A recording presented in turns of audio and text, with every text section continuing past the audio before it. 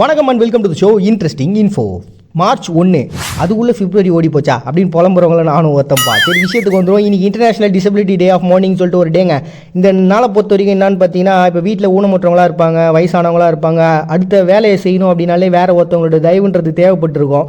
இப்படிப்பட்டவங்களாம் பார்க்கும்போது வெறுப்பாக இருக்கும், கோவப்படுவோம், திட்டுவோம். பட் ஆனால் கொலை பண்ணுற அளவுக்குலாம் போக மாட்டோம் நம்ம நாட்டை பொறுத்த வரைக்கும். ஆனால் இது வந்து உலக நாடுகள் கருணை கொலை அப்படின்ற ஒரு விஷயத்தை பண்ணிட்டு இருக்காங்க. நிறைய பேர் இதனால் இறந்துகிட்டு இருக்கிறாங்க அப்படின்னு சொல்லிட்டு நிறைய தகவல்கள்லாம் கூட வந்ததுங்க. இதனால் என்ன பண்ணியிருக்காங்கன்னா, ஆஸ்டிஸ்டிக் செல்ஃப் அட்வொகேசி நெட்வொர்க் அப்படின்னு சொல்லிட்டு ஒரு நெட்வொர்க் வக்கீல்கள்லாம் சேர்ந்து உருவாகியிருக்காங்க. எதனால் அவங்க உருவாகினாங்கன்னு பார்த்தீங்கன்னா, நிறைய கேசஸ் வந்திருக்கு. நிறைய பேர் வந்து ஊனமுற்றவங்களையும் இல்லாட்டி வயதானவங்களையும் கொண்டு இருக்கிறாங்க அப்படின்னு சொல்லிட்டு. அதில் முக்கியமான ஒரு கேஸ் என்னன்னு பார்த்தீங்கன்னா, ஜார்ஜ் ஹாட்ஜின்சின் அப்படின்ற ஒரு பர்சனு, 22 வயசு தான் ஆகுதுங்க அவருக்கு. அவர் வந்து ஆட்டிசம் நோயால் பாதிக்கப்பட்டிருந்தார். அவங்களுடைய அம்மா எலிசபெத் என்ன பண்ணியிருக்காங்கன்னா, அவரை சுட்டு கொண்டுட்டு இருக்காங்க. இந்த கேஸ் வந்து கோர்ட்டில் வருது. ஆனால் அவங்க மேலே எந்த வித தண்டனையும் கொடுக்காம கோர்ட்டும் அந்த கேஸ் வந்து தள்ளுபடியும் பண்ணிட்டாங்க. இப்படி நிறைய பேரை ஊனமுற்றவங்களாக இருக்கிறவங்க, வயசானவங்களாம் கொள்றதுக்கு யாருங்க உங்களுக்கு உரிமை கொடுத்ததுன்னு சொல்லிட்டு ஒரு வெறுப்படைஞ்சவங்களாம் ஒன்றா சேர்ந்து இந்த நெட்வொர்க்கை உருவாக்கியிருக்காங்க. ஏன்னா உயிர்களை கொள்றதுன்றது நம்ம கையில் கிடையாதுங்க. அது ஒரு தவறான ஒரு விஷயன்றது விழிப்புணர்வோட மக்களுக்கு ஏற்படுத்தணுன்றதுக்காக உருவாக்கப்பட்ட ஒரு தினம் தான் பார்த்தீங்கன்னா international disability day of morning சொல்லிட்டு ஒரு டே அனுசரிக்கிறாங்க March 1. Next world civil defence day அப்படின்னு சொல்லிட்டு ஒரு டேங்க. இது வந்து பார்த்தீங்கன்னா 1990 சர்வதேச சிவில் பாதுகாப்பு அமைப்பு, அதாவது ஐக்கிய நாடுகள்லாம் ஒன்றா சேர்ந்து அவங்களுக்கு ஒரு அமைப்பு உருவாக்கி இந்த டே வந்து உருவாக்கிறாங்க. சிவில் பாதுகாப்புனா என்ன அப்படின்னு பார்த்தீங்கன்னா, 1931 பாரிஸில் இருக்கக்கூடிய பிரெஞ்சு சர்ஜனாக இருந்த ஜென்ரல் ஜார்ஜ் செயின்ட் பவுல் அப்படின்ற ஒரு பர்சன் தான் இந்த டே வந்து உருவாகினார். இதுக்கான பேசிக் காரணம் என்ன பார்த்தீங்கன்னா, இப்போ ஒரு பேரழிவு நடக்குது, இல்லாட்டி ஏதாவது ஒரு தாக்குதல், ஒரு நாட்டை இன்னொரு நாடு வந்து அழிச்சிருச்சு, அந்த மாதிரியான பிரச்சனைகள் நடக்குதுல, ஒரு வெடிகுண்டு போட்டுறாங்க, ஏதோ ஒரு பிரச்சனைகளை மக்கள் வந்து பெரிய லெவலில் பாதிக்கப்படுறாங்க. இந்த மாதிரியான அழிவுகள்லேருந்து மக்களை காப்பாற்றுறதுக்குன்னு சொல்லிட்டு ஒரு குழு வந்து உருவாச்சுங்க. இந்த குழுக்கு வந்து ICDO அப்படின்னு சொல்லிட்டு ஷார்ட் ஃபார்மாக சொல்லுவாங்க. இதில் வந்து ஆரம்பத்தில் பார்த்தீங்கன்னா ஒரு சில நாடுகள் தான் இருந்தாங்க. ஆனால் இன்னைக்கு கிட்டத்தட்ட 50 நாடுகள் ஒன்றா சேர்ந்து இதில் உறுப்பினர்களாக இருக்கிறாங்க. இப்படி 1972 ஃபர்ஸ்ட் டைமாக இந்த டே வந்து செலிப்ரேட் பண்ண ஆரம்பித்தாங்க. ஸோ 1931 ஃபர்ஸ்ட் இந்த பிரெஞ்சு சர்ஜனால் உருவாக்கப்பட்ட அந்த டே வந்து பார்த்தீங்கன்னா 1972 உருவாகி 1990 50 நாடுகள் ஒன்றா சேர்ந்து சர்வதேச லெவலில் இந்த டே வந்து அனுசரிக்கிறாங்க. இதன் மூலமாக பார்த்தீங்கன்னா உலக லெவலில் எந்த நாடுகளில் எதனா பிரச்சனை வந்துச்சு, அங்கே ஒரு பேரழிவு நடந்துச்சு அப்படின்னா இந்த குழு அங்கே போயிட்டு அவங்களை காப்பாற்றுறதுக்கான நடவடிக்கைகளை எடுக்கும். அப்படி எடுக்கப்பட்ட அந்த நாள் தான் பார்த்தீங்கன்னா வேர்ல்டு சிவில் டிஃபென்ஸ் டே அப்படின்னு சொல்லிட்டு ஒரு டே அனுசரிக்கிறாங்க March 1. Next world music therapy day அப்படின்னு சொல்லிட்டு ஒரு டேங்க. இது வந்து பார்த்தீங்கன்னா மியூசிக் மூலமாக நம்ம எல்லாரையுமே வந்து பலவிதமான நோய்கள்லேருந்து நம்மளால் பாதுகாத்துக்க முடியும் அப்படின்னு சொல்லிட்டு வெளிப்படுத்தக்கூடிய ஒரு நாள் தான். ஆல்ரெடி நம்ம இதே மாதிரியான ஒரு டே பிப்ரவரி 14 பார்த்துருப்போம் இல்லையா.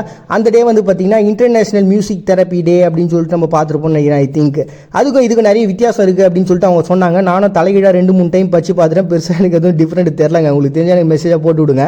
சரி, இந்த நாளை பொறுத்த வரைக்கும் என்னன்னு பார்த்தீங்கன்னா, இப்போ அல்சைமர் இல்லை மூளையில் ஏற்படக்கூடிய பாதிப்புகள், நரம்பு தளர்ச்சி, இந்த மாதிரி சில விஷயங்களில் இந்த இசை கருவிகள் நம்ம வாசிக்கிறது மூலம் இசை மூலமாக அதை குணப்படுத்த முடியும் அப்படின்னு சொல்கிறாங்க. நம்மளுடைய தமிழ் இலக்கியங்களில் கூட பார்த்தீங்கன்னா இந்த பற்றியான விஷயங்கள்லாம் வரும். அதாவது இப்போ வெட்டுப்பட்டு ஒரு காயம் அடைஞ்சு ஒரு வீரன் வந்தான் அப்படின்னா அதுக்கு புண்ணுக்கு வந்து எப்படிலாம் வந்து மருந்து போடணும் அப்படின்ற மெத்தட்லாம் வச்சுருப்பாங்க. அட் த சேம் டைம் அந்த மருந்துலாம் போட்டு தலைவன் தூங்கும்போது தலைவி வந்து யாழ் வாசித்து அவரை வந்து உறங்க வச்சாரு, அந்த நோயை வந்து குணப்படுத்துனாங்க அப்படின்ற மாதிரிலாம் சில இலக்கியங்கள் நம்மகிட்ட சொல்லி நம்ம பார்த்துருப்போம் இல்லையா. அந்த மாதிரி இந்த வாசிப்பு மூலமாக, இசை மூலமாக ஒருத்தருடைய வியாதியை குணப்படுத்த முடியும் அப்படின்ற ஒரு நம்பிக்கையை வந்து சொல்லக்கூடிய ஒரு நாள் தான் பார்த்தீங்கன்னா இந்த நாள். 1985 இத்தாலியில் இது நடந்துச்சுங்க. இது வந்து பார்த்தீங்கன்னா அர்ஜென்டினா, ஆஸ்திரேலியா, பிரேசில், ஜெர்மனி சொல்லிட்டு எல்லா நாடுகளும் ஒன்றா சேர்ந்து இது வந்து உண்மையான ஒரு நாள் தான். மியூசிக் மூலமாக நம்மளால் கண்டிப்பாக நிறைய விஷயங்களை குணப்படுத்த முடியும் அப்படின்னு சொல்லிட்டு மக்களுக்கு விழிப்புணர்வோட இதில் இருக்கக்கூடிய ஸ்பெஷாலிட்டியை வந்து சொல்லக்கூடிய ஒரு நாள் தான் பார்த்தீங்கன்னா வேர்ல்டு மியூசிக் தெரப்பி டே அப்படின்னு சொல்லிட்டு ஒரு டே வந்து செலிப்ரேட் பண்ணுறாங்க March 1. Next global day of unplugging அப்படின்னு சொல்லிட்டு ஒரு டேங்க. இந்த டேவை பற்றி ஷார்ட்டாக சொல்லணும் அப்படின்னா 90s கிட்லாம் சொல்லுவோம் தெரியுங்களா. அடிக்கடி இப்போ கூட நிறைய மீம்ஸ்லாம் கூட வருமே. ஏன்டா அந்த ஃபோன்லாம் இல்லாத சமயத்தில் நாங்களாம் காலையில் 5 மணிக்கு மேட்ச்னா அந்த 4:30 மணிலாம் வந்து பிக்சர் ரெடி பண்ணுவோம்டா. ஆனால் இப்போ என்னடா இப்படி பண்ணுறீங்க அப்படின்னு சொல்லி பேசல. அதே கான்செப்ட் தான். இப்போ இருக்கக்கூடிய சுச்சுவேஷனில் பார்த்தீங்கன்னா பசங்களுக்கே, குட்டி பசங்களுக்கு 2 வயசு கூட ஆகாது, ஆனால் ஃபோனை கையில் கொடுத்தா தான் சாப்பாடே உள்ளே இறங்குது. அந்த அளவுக்கு மாறி போச்சு. அதுலேயும் பார்த்தீங்கன்னா ஒரு பெரிய கருத்து கணிப்புகள்லாம் வெளில இட்டாங்க.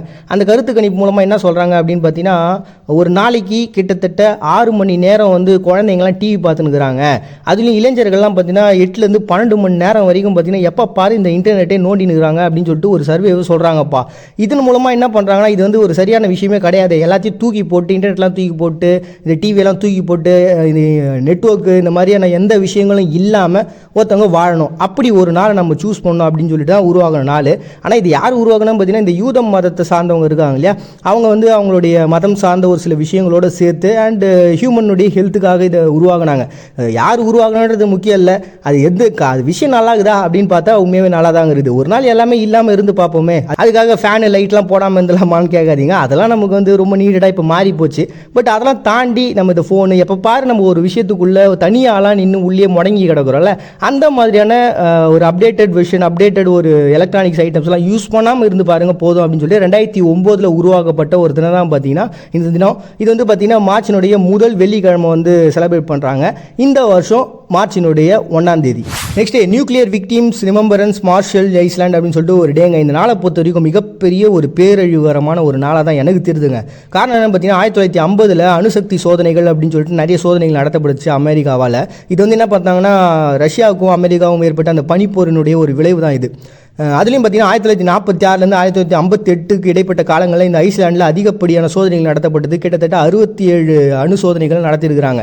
இதனால் ஒரு மிகப்பெரிய பாதிப்புன்றது இந்த மார்ஷல் ஐஸ்லாண்ட்லாம் ஏற்படுச்சுங்க. அதில் நிறைய பேர் வந்து இறந்து போனாங்க. நிறைய பேருக்கு அந்த கதிர்வீச்சினால் பாதிப்பு அப்படின்றது ஏற்படுச்சு. இதை வந்து நிறைய டைம் வந்து இதை மறைக்கிறதுக்குலாம் ட்ரை பண்ணாங்க அமெரிக்கா. பட் ஆனால் அவங்களால முடியல. 1954 அதனுடைய உச்சகட்டமாக பார்த்தீங்கன்னா ஒரு ஹைட்ரஜன் குண்டை வந்து வெடிக்க வச்சாங்க. இது வந்து பார்த்தீங்கன்னா எனிவெடாக் அப்படின்ற ஒரு ஒட்டுமொத்த தீவையுமே அழிச்சிருக்கு அப்படின்னு சொல்கிறாங்க. எவ்வளோ கடுப்பாகுது பார்த்தீங்கன்னா படிக்கும்போது. ஒரு தீவே அழிக்கிற அளவுக்கு அப்படின்னு நீங்கள் சோதனை நடத்தி என்ன கரெக்டாக போறீங்கன்னு தெரியல. சரி விடுங்க, அதெல்லாம் நடந்து முடிஞ்சு பல வருஷங்கள் ஆயிடுச்சு. இதனால் வந்து பார்த்தீங்கன்னா அது தீவே அழிஞ்சு போயிருக்குங்க. இப்படி 1946 1958 இடைப்பட்ட காலங்களில் எவ்வளோ பேர் இறந்தாங்க அப்படின்றது கணக்கு இல்லாமல் இருக்குது. எத்தனை பேர் இந்த கதிர்வீச்சுகளால் பாதிக்கப்பட்டிருக்காங்க அப்படின்றது கணக்கு இல்லாமல் இருக்குது. இன்னைக்கு வரைக்கும் அதனுடைய பாதிப்புன்றது தொடர்ச்சியாக உங்ககிட்ட இருந்துகிட்டே இருக்குங்க. அதை நினைவு கூறணும். அதில் பாதிக்கப்பட்டவங்களும் அதில் உயிர் பழிச்சவங்களுக்காகவும் உருவாக்கப்பட்ட ஒரு அனுசரிப்பு தான் பார்த்தீங்கன்னா நியூக்ளியர் விக்டிம்ஸ் ரிமெம்பரன்ஸ் மார்ஷல் ஐஸ்லாண்ட்ஸ் அப்படின்னு சொல்லிட்டு ஒரு டே அனுசரிக்கிறாங்க மார்ச் 1. நெக்ஸ்ட் பிகினி டே அப்படின்னு சொல்லிட்டு ஜப்பான் ஒரு டே. இந்த டேக்கும் இப்போ நம்ம இதுக்கு முன்னாடி பார்த்தோம் இல்லையா இந்த நியூக்ளியர் வெப்பனால் பாதிப்பு ஏற்பட்டுச்சுன்னு, அந்த டேக்குமே சம்மந்தம் இருக்குது. காரணம் என்ன பார்த்தீங்கன்னா இவங்க அந்த 1954 ஒரு பெரிய வெடிப்பு அணுசக்தியை வெடிச்சு அதில் சோதனை நடத்தினாங்களே, அதில் பாதிக்கப்பட்டது வெறும் மார்ஷல் ஐஸ்லாண்ட் மட்டும் கிடையாது. அந்த சமயத்தில் பார்த்தீங்கன்னா ஜப்பானுடைய மீன்பிடி கப்பல் ஒன்று போயிருக்கு. அதில் வந்து 23 பேர் சேர்ந்து போயிருந்தப்ப அவங்களுமே இதில் பாதிக்கப்பட்டிருக்காங்க. அப்படி அந்த ஐஸ்லாண்டு பக்கமாக இவங்க மீன் பிடிச்சிருந்த சமயத்தில் அந்த பவளப்பாறைகள் இருந்த பகுதிகளில் இவங்களும் போயிருந்திருக்காங்க. அப்போ பார்த்தீங்கன்னா எத்தனை பேருமே பாதிக்கப்பட்டிருக்காங்க.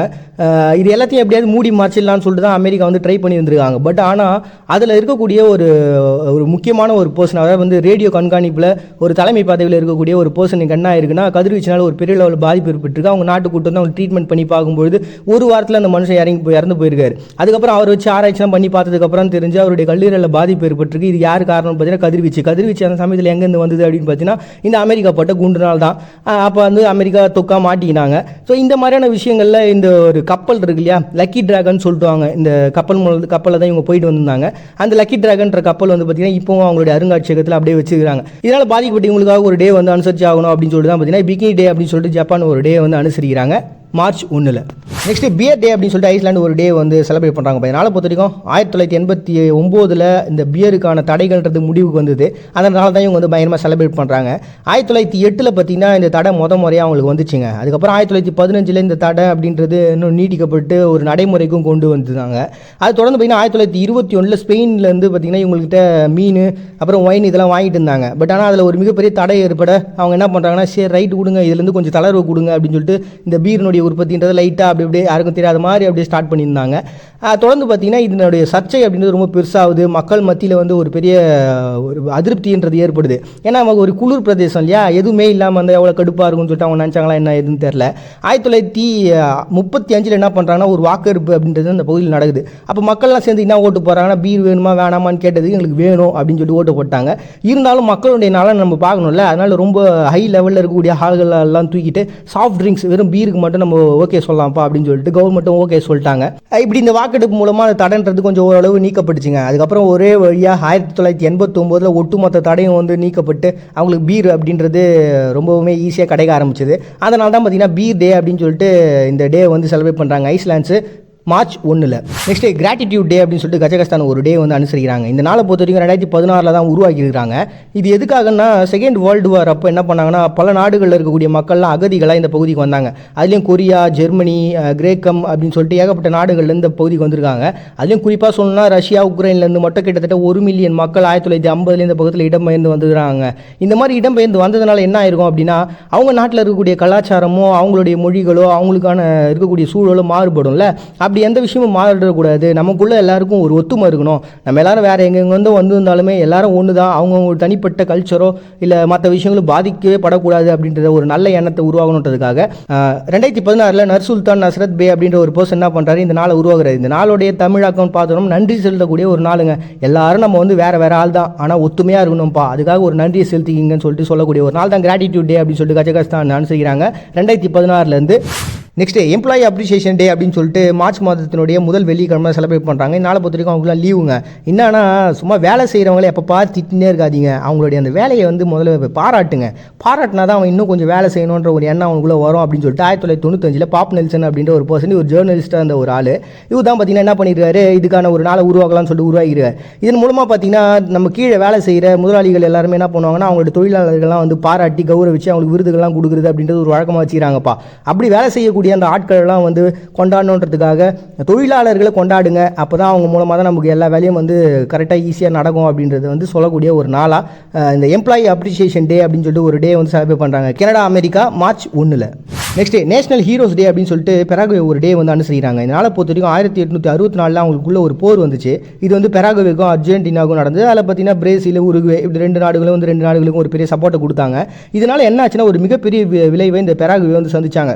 காரணம் என்னன்னு பார்த்தீங்கன்னா அவங்களுடைய ஒரு பாதி பகுதி, பெராகுவேனுடைய பாதி நிலப்பகுதி அவங்க இழக்கிற அளவுக்கு அந்த பிரச்சனைன்றது முத்தி போச்சு.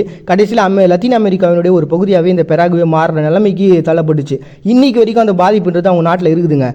இருந்தாலுமே கடைசி வரைக்கும் விட்டு கொடுக்காம அந்த போர் நடத்தினாங்க இல்லையா, அதில் இறந்து போனவங்களுக்காக ஒரு நாளை அனுசரிக்கணும், அவங்க எல்லாருமே ஒரு மாவீரர்கள் அப்படின்றது குறிப்பிடுறதுக்காக உருவாக்கப்படுது. அதுலேயும் அந்த சமயத்தில் ஜனாதிபதியாக இருந்த பிரான்சிஸ்கோ சொலோனா லோபஸ் அப்படின்ற ஒரு பர்சனும் அந்த சமயத்தில் இறந்து போனார். அதெல்லாம் நினைவு கூர்ந்து 1870 பார்த்தீங்கன்னா இந்த போரானது முடிவுக்கு வந்துச்சு மார்ச் 1. அந்த நாளை சூஸ் பண்ணி தான் பார்த்தீங்கன்னா நேஷனல் ஹீரோஸ் டே அப்படின்னு சொல்லிட்டு ஒரு டே அனுசரிக்கிறாங்க பெராகுவே மார்ச் 1. நெக்ஸ்ட் தென்கொரியாவில் சுதந்திர இயக்க தினம் சொல்லிட்டு ஒரு தினங்க. இந்த இயக்கம் உருவானது தான் அவங்க நாட்டினுடைய சுதந்திரத்துக்கு ஒரு மிகப்பெரிய அஸ்திவாரமாகவே அமைஞ்சுதுங்க. அப்படிப்பட்ட இந்த இயக்கம்ன்றது எப்படி உருவாச்சுன்னு பார்த்தீங்கன்னா ஜப்பானுடைய ஆக்கிரமிப்பு தென்கொரியா பகுதி முழுக்கவுமே ஒரு பெரிய பாதிப்பை சர்ச்சையை ஏற்படுத்திகிட்டே இருந்தது. இதுலேருந்து ஒரு பெரிய விடுதலை நம்ம நாட்டுக்கு தேவையே அப்படின்னு சொல்லிட்டு ஸ்டூடெண்ட்ஸ் எல்லாம் நினச்சாங்க. அப்போ இந்த தாய்வானில் டோக்கியோவில் இருக்கக்கூடிய பகுதிகளில் மாணவர்களாக இருந்தவங்க என்ன பண்ணாங்கன்னா ஒன்று கூடி தாய்வானில் இருக்கக்கூடிய ஒரு ரெஸ்டாரண்ட்டில் பேசிகிட்டு இருக்காங்க 1919. அப்போ எல்லாருமே ஒன்றா சேர்ந்து எங்கள் நாட்டுக்கு ஒரு சுதந்திரம் கொடுங்கப்பா அப்படின்னு சொல்லிட்டு எல்லாருமே 33 பேர் ஒன்றா சேர்ந்து சைன்லாம் பண்ணி அப்போ இருந்த ஜென்ரலுக்கு அமுச்சு விட்றாங்க. அப்போ இந்த இயக்கம்ன்றது பெரிய லெவலில் வளரக்கூடாதுன்னு சொல்லிட்டு அப்போ அடக்கி ஒடுக்கிட்டாங்க. இருந்தாலுமே 1949 இந்த இயக்கம் ஒரு முழுமையான ஒரு இயக்கமாக நிறுவப்பட்டுச்சு. அப்படி நிறுவப்பட்ட அந்த நாளை பார்த்தீங்கன்னா இவங்க இன்னைக்கு பூங்காக்கள்லாம் அந்த சுதந்திர பிரகடனத்தை வாசித்து இன்றைக்கும் அதை செலிப்ரேட் பண்ணிட்டு இருக்காங்க. அப்படி இந்த இயக்கமானது அவங்க நாட்டினோட சுதந்திரத்துக்கு ஒரு மிகப்பெரிய அடித்தளமாக அமைஞ்சதை நினைவு கூர்ந்து செலிப்ரேட் பண்ணுற ஒரு நாளாக தென்கொரியாவினுடைய சுதந்திர இயக்க தினம் அப்படின்னு சொல்லிட்டு செலிப்ரேட் பண்ணுறாங்க மார்ச் 1. நெக்ஸ்ட் இண்டிபெண்டன்ஸ் டே அப்படின்னு சொல்லிட்டு போஸ்னியா அசகோவினா இந்த ரெண்டு நாடுமே செலிப்ரேட் பண்ணுறாங்கப்பா. இதனால் பொறுத்த வரைக்கும் யுகோஸ்லோவாக்கியாவினுடைய ஒரு பகுதி தான் இந்த ரெண்டு பகுதியுமே. இவங்க என்னென்ன பண்ணுறாங்கன்னா யுகோஸ்லோவாக்கியா ஒரு சமயத்தில் கலைச்சிட்டாங்க. அப்படி கலைச்சதுக்கப்புறம் அந்த நாட்டை யார் ஆள்றது அப்படின்ற சர்ச்சைகள்லாம் ஒரு பக்கம் போயிட்டுருக்க. இந்த பக்கம் பார்த்தீங்கன்னா போஸ்னியா அசகோவினா இவங்க என்ன பண்ணுறாங்கன்னா நம்ம நாட்டுக்கு சுதந்திரத்துக்காக நம்ம போராடலாமா, இல்லாட்டி நம்ம இந்த நாட்டோடய சேர்றதுக்கான வழியோடு சேர்ந்து அவங்களோட சுதந்திரத்துக்காக போராடலாமா அப்படின்ற ஒரு குழப்பம் இவங்களுக்குள்ளே இருந்தது. அப்போ என்ன பண்ணுறாங்கன்னா இந்த பகுதியில் யார் யாரெல்லாம் இருந்திருக்காங்கன்னா செர்பியர்கள், போஸ்பானியர்கள், குரோஷியர்கள், கிறிஸ்துவர்கள் சொல்லிட்டு எல்லாம் ஒன்றா சேர்ந்து இந்த பகுதியில் இருந்திருக்கிறாங்க. இவங்களுக்குள்ள அந்த சர்ச்சை என்ன பண்ணிடலாம்னா வாக்கெடுப்பு மூலமாக முடிவு கொண்டு வந்தலாம்னு சொல்லிட்டு 1992 ஒரு வாக்கெடுப்பு நடத்துகிறாங்க. என்னன்னா நம்ம அந்த நாட்டோட சேர்ந்து யுகோஸ்லோவாக்கியோடவே இருக்கலாமா இல்லை நமக்குன்னு ஒரு சுதந்திரத்தை உருவாக்கிக்கலாமான்னு சொல்லிட்டு வாக்கெடுப்பு நடத்தப்படுது. இதில் செர்பியர்கள் என்ன பண்ணுறாங்க, போஸ்பானியர்கள் இவங்க ரெண்டு பேருமே ஒன்றா சேர்ந்து இந்த வாக்கெடுப்பில் நம்ம எதுக்கு கலந்துக்கணும் அப்படின்னு சொல்லிட்டு புறக்கணிப்பு செலுத்துறாங்க. அதுக்கப்புறம் வாக்கெடுப்பு நடத்தப்படுது. நடத்தினதுக்கப்புறம் 99.7% பேர் என்ன பண்ணுறாங்க, நம்ம சுதந்திரம் தான் இப்போ வேணும், நம்ம யாரோடையும் சேர்ந்து இருக்க தேவையில்ல, நமக்குன்னு ஒரு அமைப்பை நம்மளே உருவாக்கிக்கலாம், நாட்டை உருவாக்கிக்கலாம் அப்படின்னு சொல்லிட்டு வாக்கெடுப்பை முன் வச்சிருக்காங்க. இந்த வாக்கெடுப்புனாலேயே அவங்களுக்கு ஒரு மிகப்பெரிய போர்ன்றது உருவாச்சு 1992 போஸ்பானியர்களுக்கும் இவங்களுக்கும். அதெல்லாம் ஒரு பக்கம் இருக்கட்டும். அதுக்கப்புறம் ஒரு கட்டத்தில் என்ன ஆச்சுன்னா 1995 எந்த போர்கள்லாம் முடிவுக்கு ஃபஸ்ட் டைமாக இந்த செலிப்ரேஷன்றது உருவாச்சு. அப்படி அவங்க இந்த இண்டிபெண்டன்ட் தான் பார்த்தீங்கன்னா போஸ்னியா அப்புறம் அசகோவினா இண்டிபெண்டன்ட் டே அப்படின்னு சொல்லிட்டு செலிப்ரேட் பண்ணுறாங்க மார்ச் 1. நெக்ஸ்ட் டே அப்படின்னு சொல்லிட்டு ஒரு டேங்க. இது மைக்ரோனேஷியாவில் செலிப்ரேட் பண்ணுறாங்க. இந்த அப்படிங்கிறது ஒரு இனக்குழு. இவங்களுடைய கலாச்சாரத்தையும் இவங்களுடைய அந்த பாரம்பரியமான நிகழ்வுகள்லாம் நடத்தி இவங்க செலிப்ரேட் பண்ணுறது தான் இந்த நாள். இந்த நாளை பொறுத்த வரைக்கும் பார்த்தீங்கன்னா 1968 இவங்களுக்கு விடுதலைலாம் நடக்கிறதுக்கு முன்னாடி இந்த குழுக்கள்லாம் ஒன்றா சேர்ந்து இருந்தப்பவே இந்த நிகழ்வுன்றது ஸ்டார்ட் ஆயிடுச்சு. அது தொடர்ந்து பார்த்தீங்கன்னா இவங்களுக்குள்ள அந்த விடுதலைலாம் அடைஞ்சதுக்கப்புறம் மைக்ரோனேஷியாவுடைய ஒரு 4 முக்கியமான மாநிலங்களை இந்த மாநிலமும் ஒரு மாநிலமாக ஆச்சு. அப்போ இவங்களுக்கும் தனியாக ஒரு டே வந்து செலிப்ரேட் பண்ணோம் அப்படின்றது இவங்க ஆரம்பத்துலேருந்து செலிப்ரேட் பண்ணியிருந்தாங்க. அந்த நாளையே சூஸ் பண்ணி செலிப்ரேட் பண்ணலாம்ப்பா அப்படின்னு சொல்லிட்டு இந்த டே வந்து அவங்க சூஸ் பண்ணிட்டாங்க. இதனால் பார்த்தீங்கன்னா ஆரம்பத்தில் சின்ன சின்ன நிகழ்வுகளோடு நடந்த இந்த நிகழ்வுன்றது இன்றைக்கி இந்த கூட பின்னுறது, அப்புறம் வித்தை காட்டுறது, சைக்கிள் ஓட்டுறது அப்படின்னு சொல்லிட்டு ஏகப்பட்ட கலை நிகழ்ச்சிகளோட மிக பிரம்மாண்டமாக ஒரு 3 நாள் திருவிழாவாக இந்த பகுதிகளில் வந்து பெரிய லெவலில் இந்த எப் இனத்தினுடைய கலாச்சாரத்தை கொண்டாடுறதுக்காக உருவாக்கப்பட்ட ஒரு தினம் தான் பார்த்தீங்கன்னா எப் டே அப்படின்னு சொல்லிட்டு மைக்ரோனேஷியா பொது விடுமுறையோட செலிப்ரேட் பண்ணுறாங்க மார்ச் 1. நெக்ஸ்ட்டு ஜிகிட் டே அப்படின்னு சொல்லிட்டு ரஷ்யா ஒரு டே வந்து செலிப்ரேட் பண்ணுறாங்கப்பா. இதனால் பொறுத்த வரைக்கும் செர்சானியா, இங்குஷெட்டியா அப்படின்ற 2 பிளேஸ் தான் பயங்கரமாக இதை செலிப்ரேட் பண்ணுறாங்க.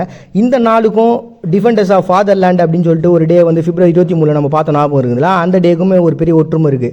அந்த சமயத்தில் எல்லா வீரர்களையுமே கொண்டாடினாங்கன்னு நான் சொன்னல.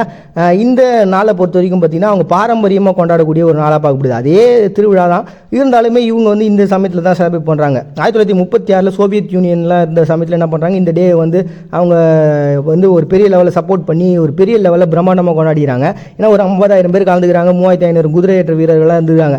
அப்போ இந்த குதிரையில் போகிறவங்க தானே பயங்கர ஃபேமஸ், போர் வீரர்கள்னாலே குதிரையை போகிறவங்க அப்படின்ற அளவுக்கு அப்போ இருந்தது. அதனால் பார்த்தீங்கன்னா அவங்களுடைய சகிப்புத்தன்மையும் நம்ம நாட்டுக்காக இவ்வளோ போர் புரிகிறாங்களே அப்படின்னு சொல்லிட்டு ஒரு நல்ல பசங்க பாயவங்களாம் அப்படின்னு சொல்லிட்டு அவங்கள பாராட்டக்கூடிய ஒரு நாளாக தான் அப்போ இருந்திருக்கு. அது பார்த்தீங்கன்னா பாரம்பரியமாக இந்த டேட்டை சூஸ் பண்ணி இன்றைக்கி தான் இந்த 2 பிளேஸுமே வந்து செலிப்ரேட் பண்ணுறாங்க. அப்படி செலிப்ரேட் பண்ணுற ஒரு நாள் தான் பார்த்தீங்கன்னா ஜிகிட் டே அப்படின்னு சொல்லிட்டு ரஷ்யா செலிப்ரேட் பண்ணுறாங்க மார்ச் 1. போலாந்தில் டூம்டு சோல்ஜர்ஸ் மெமோரியல் டே அப்படின்னு சொல்லிட்டு ஒரு டே வந்து செய்கிறாங்கப்பா. இதனால் பொறுத்தவரைக்கும் செகண்ட் வேர்ல்டு வாரில் கம்யூனிசம் அப்படின்றது இவங்க நாட்டுக்குள்ளே வந்துச்சு. அப்போ 1940 50 இடைப்பட்ட காலத்தில் ரஷ்யாவினுடைய அந்த அடக்குமுறையில் ஒரு மிகப்பெரிய ஒரு பிரச்சனைன்றது நடந்ததில் நிறைய பேர் இறந்து போனாங்க. அப்படி இறந்து போனவங்க, கொலை செய்யப்பட்டவங்களெல்லாம் வந்து நினைவுக்கு வந்து அவங்களுக்காக ஒரு டே வந்து உருவாக்கணுன்றதுக்காக அந்த கம்யூனிசத்தால் பாதிப்பில் இருந்தவங்க அத்தனை பேரையுமே வந்து செலிப்ரேட் பண்ணுன்றதுக்காக உருவாக்கப்பட்ட ஒரு தினம் தான் பார்த்தீங்கன்னா போலாந்தில் டுமிட் சோல்ஜர்ஸ் மெமோரியல் டே அப்படின்னு சொல்லிட்டு ஒரு டே வந்து செய்கிறாங்க மார்ச் 1. நெக்ஸ்ட்டு மார்டி செஞ்சிடோ அப்படின்னு சொல்லிட்டு மால்டோவா, ருமேனியாவில் வந்து செலிப்ரேட் பண்ணுறாங்க. இது வந்து குளிர்காலம் கோடை காலத்துக்கு இடைப்பட்ட ஒரு நாளாக இது இருக்குதுல்ல, அதை செலிப்ரேட் பண்ணுறாங்க. இது என்ன பண்ணுவாங்க அப்படின்னா கையில் வந்து பெண்கள்லாம் சிவப்பு நிறமோ ஆண்கள்லாம் வெள்ளை நிறமோ இருக்கக்கூடிய ஒரு கயிறை வந்து கட்டிப்பாங்க. இப்போ நம்ம ஊரில் இந்த நோம்புலாம் இருக்கும்போது கையில் கயிறு கட்டிக்கிறாங்கல்ல, அந்த மாதிரி தாங்க இது வந்து பிரதர்ஸ் டேலாம் நம்ம கையில் கயிறு கட்டிப்போம். அந்த மாதிரியான ஒரு விஷயம் தான். இது ஒரு மதம் சார்ந்த ஒரு நம்பிக்கை. இதுக்குள்ளே நிறைய ஏகப்பட்ட கதைகள்லாம் இருக்குது. இதே நாள் பார்த்தீங்கன்னா பல்கேரியன்ஸும் வந்து செலிப்ரேட் பண்ணுறாங்க. அவங்களே இதே தான் சேம். என்ன பண்ணுறாங்கன்னா இந்த மாதிரி கையில் கயிறு கட்டிக்கிறாங்க. அதுவும் அந்த வசந்த காலம்ன்றது ஸ்டார்ட் ஆகிடுச்சு. இதுதான் பூலாம் பூக்கும் வந்துடுங்களா இந்த சமயத்தில் தான். ஸோ நம்ம முறையாக ஒரு பூவை பார்த்துட்டோம், பூ பூக்கிறத நம்ம பார்த்துட்டோம், ஒரு செடியில் பூ வந்திருக்கிறத பார்த்துட்டோம் அப்படின்னா அவங்க இந்த கயிறாங்க கட்டிப்பாங்க. அப்பாடா நமக்கு வந்து சூப்பரான ஒரு டேன்றது ஸ்டார்ட் ஆகிடுச்சுப்பா இந்த வருஷத்தில் அப்படின்னு சொல்லிட்டு ஒரு மதம் சார்ந்த ஒரு நம்பிக்கையோட, அவங்களுடைய வழிபாட்டு முறை சார்ந்த ஒரு நம்பிக்கையோட செலிப்ரேட் பண்ணுற ஒரு நாளாக தான் பார்த்தீங்கன்னா இந்த மார்டி செஞ்சிடோ அப்படின்னு சொல்லிட்டு Moldova, Romania, at the same time Bulgaria அவங்க செலிப்ரேட் பண்ணுறாங்க March 1. Next world zero discrimination day அப்படின்னு சொல்லிட்டு ஒரு டேங்க. இது வந்து நோய்களால் பாதிக்கப்பட்டவங்கலாம் மக்கள்கிட்ட கொஞ்சம் விலகியே இருப்பாங்க. அவங்க விலகி இருக்கிறாங்களோ இல்லையோ, அங்கே இருக்கக்கூடிய மக்கள்லாம் நம்ம அவங்கள விலக்கியே ஒதுக்கியே வச்சுருப்போம். அப்படிலாம் பண்ணாதீங்க. அது ஒரு மிகப்பெரிய லெவலில் பாதிப்பை மன அளவில் அவங்க ஏற்படுத்தும். ஆல்ரெடி அவங்க உடல் லெவலில் பாதிக்கப்பட்டாங்க, நீங்கள் வேறு அவங்களே மனசால காயப்படுத்துறீங்க அப்படின்னு சொல்லக்கூடிய ஒரு நாள் தான். ஏன்னா உலகம் முழுக்க பார்த்தீங்கன்னா 2012 கணக்குப்படி 3.5 மில்லியன் மக்கள் HIV-யால் பாதிக்கப்பட்டிருந்தாங்க. அதில் வந்து பார்த்தீங்கன்னா ஒரு 1.6 லட்சம் பேர் வந்து இறந்தும் போயிருக்கிறாங்க. அவங்களுக்கு எப்படி இந்த பிரச்சனை உருவாச்சு, அவங்க தப்பானவங்களா சரியானவங்களா, இந்த மாதிரியான கேள்விகள்லாம் கேட்கறத விட்டுட்டு இதனால் பாதிக்கப்பட்டிருக்காங்க உடல் ரீதியாக, அது அவங்கள மனசு ரீதியாகவும் வந்து பாதிப்பை ஏற்படுத்துறாதீங்க அப்படின்னு சொல்லிட்டு பாகுபாடுகள்லாம் அவங்க மேலே காட்டாமல் அவங்களும் நம்மள ஒருத்தவங்கன்னு பாருங்க அப்படின்னு சொல்லி ஒரு விழிப்புணர்வு ஏற்படுத்தணுன்றதுக்காக தான் பார்த்தீங்கன்னா யுனைடெட் கிங்டம் எல்லாருமே ஒன்றா சேர்ந்து இந்த எய்ட்ஸினுடைய அமைப்பு என்ன பண்ணுறாங்கன்னா UN எய்ட்ஸ் அமைப்பு அவங்க என்ன பண்ணியிருக்காங்க, ஜீரோ பாகுபாடு தினமாக இதை பார்த்துருக்காங்க. அப்படி உருவாக்கப்பட்ட ஒரு தினம் தான் பார்த்தீங்கன்னா வேர்ல்டு ஜீரோ டிஸ்கிரிமினேஷன் டே அப்படின்னு சொல்லிட்டு ஒரு டே வந்து அனுசரிக்கிறாங்க மார்ச் 1. நெக்ஸ்ட் வேர்ல்டு சீ கிராஸ் டே அப்படின்னு சொல்லிட்டு ஒரு டே வந்து அனுசரிக்கிறாங்கப்பா. இதனால் பொறுத்த வரைக்கும் கடல் பகுதியில் இருக்கக்கூடிய கடற்பகுதிகள்லாம் நம்ம பாதுகாத்தே ஆகணும் அப்படின்னு சொல்லிட்டு, ஏன்னா இது வரைக்கும் பார்த்தீங்கன்னா ஒரு 60 விதமான கடற்பாசிகள்ன்றது இருக்குது அப்படின்னு சொல்லிட்டு இனங்களை கண்டுபிடிச்சிருக்காங்க. இது வந்து பார்த்தீங்கன்னா அந்த கடற்பகுதிகளில் கிட்டத்தட்ட 0.2% மட்டும்தான் இந்த கடற்பாசிகள் இருக்குது. ஆனால் 10% கடலினுடைய அந்த கார்பனை உள்வாங்கிக்கிட்டு அதிகப்படியான ஆக்சிஜனை வெளில இடக்கூடிய ஒரு மிகப்பெரிய வேலையை இந்த கடற்பாசிகள் பண்ணிக்கிட்டு இருக்குடா. ஆனால் அதெல்லாம் நமக்கு கொஞ்சம் கூட தெரியாமல் பெரிய லெவலில் இந்த கடற்ப கடற்பாசிகளை அழிச்சிக்கிட்டு இருக்கோம். இந்த வளிமண்டலத்தில் ஒரு மிகப்பெரிய மாற்றத்தை நம்ம கொடுக்கறதுனால இந்த கடல் பாசிகள்லாம் அழிஞ்சிக்கிட்டே இருக்குது. 1990 கணக்குப்படி 7% வந்து இது இழந்துட்டு இருக்கோம் அப்படின்னு சொல்லிட்டு இலங்கை வந்து முன் வச்சாங்க. அந்த முன் வச்சதை எதிர்கொண்டு இந்த உலகத்தில் இருக்கக்கூடிய ஐக்கிய நாடுகள்லாம் ஒன்றா சேர்ந்து அவங்க சொல்கிறது கரெக்டு தான், கடற்பாசிகள் நம்ம சும்மா சாதாரணமாக நினச்சினுக்கிறோம், ஆனால் அந்த கடற்பாசிகள் கடலினுடைய வளத்தை பாதுகாக்கிறதுல மிகப்பெரிய முக்கிய பங்கு வகிச்சிட்டு இருக்கு.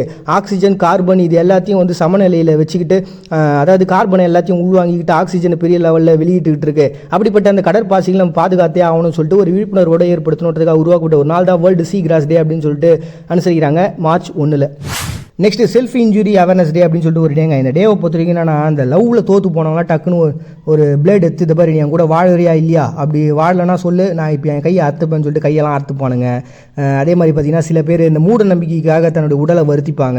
இந்த மாதிரி தன்னைத்தானே வருத்திக்கிற ஒரு நிகழ்வு இருக்குல்ல, ஏன்டா நம்மளை சுற்றி 1008 பிரச்சனை இருக்குது, இதில் நீங்கள் வேறு உங்களையே ஏன்டா அழிச்சிக்கிறீங்க அப்படின்னு சொல்லிட்டு ஒரு விழிப்புணர்வு ஏற்படுத்தணுன்றதுக்காக லாபம் நோக்கமற்ற ஒரு சில ஹெல்த் குழுக்கள்லாம் ஒன்றா சேர்ந்து இந்த டே வந்து அனுசரிக்கிறாங்க. இந்த நாளை பொறுத்த வரைக்கும் பேசிக்கான கான்செப்ட்னால உங்களை நீங்களே அழிச்சிக்காதீங்க. அதில் இருக்கக்கூடிய பேசிக் கான்செப்ட் புரியுது, காதல்ன்றது பெரிய விஷயம் தான், ஆனால் அதுக்காக உங்களை நீங்களே அழிச்சிக்கிட்டா சரியாயிடுமா அப்படின்னு சொல்லிட்டு. ஏன்னா 2006 பார்த்தீங்கன்னா கிட்டத்தட்ட ஒரு 3 லட்சத்துக்கும் அதிகமான மக்கள் வந்து இந்த மாதிரி கேஸ்லெஸில் வந்து அவங்ககிட்ட வந்திருக்காங்களாம் அப்படின்னு சொல்லிட்டு ஒரு தரவு இருக்குது. அதன் மூலமாக என்ன பண்ணுறாங்க, இவ்வளோ பேர் பாதிக்கப்படுறாங்க அப்படின்னா அது வந்து உத்து நோக்கக்கூடிய ஒரு விஷயம் தான்ப்பா. தன்னைத்தானே அழிச்சிக்கிற இந்த நிகழ்வுகள்லாம் நடக்கக்கூடாது. லவ் ஃபெயிலியரோ ஏதோ ஒன்று முதல்ல உட்காந்து பேசுங்க, உங்கள் மனசில் இருக்கக்கூடிய கஷ்டத்தெல்லாம் வெளிப்படையாக பேசி தீர்த்துக்குங்க அப்படின்னு சொல்லிட்டு உருவாக்கப்பட்ட ஒரு தினம் தான் பார்த்தீங்கன்னா செல்ஃப் இன்ஜுரி அவேர்னஸ் டே அப்படின்னு சொல்லிட்டு ஒரு டே வந்து நினைச்சிருக்காங்க மார்ச் 1. பாதிக்கப்பட்டவங்க தங்களுக்கு தானே சொல்லிக்கிற ஆறுதல் தான் மோட்டிவேஷனும் தோணும். மறுபடியும் உங்கள் எல்லாரும் நாளைக்கு வந்து சந்திக்கிற அது உங்கள்கிட்ட விடைபெறுவது நான் உங்கள் பாண்டி. நீங்கள் பார்த்துட்டு இந்த நிகழ்ச்சி இன்ட்ரெஸ்டிங் இன்ஃபோ.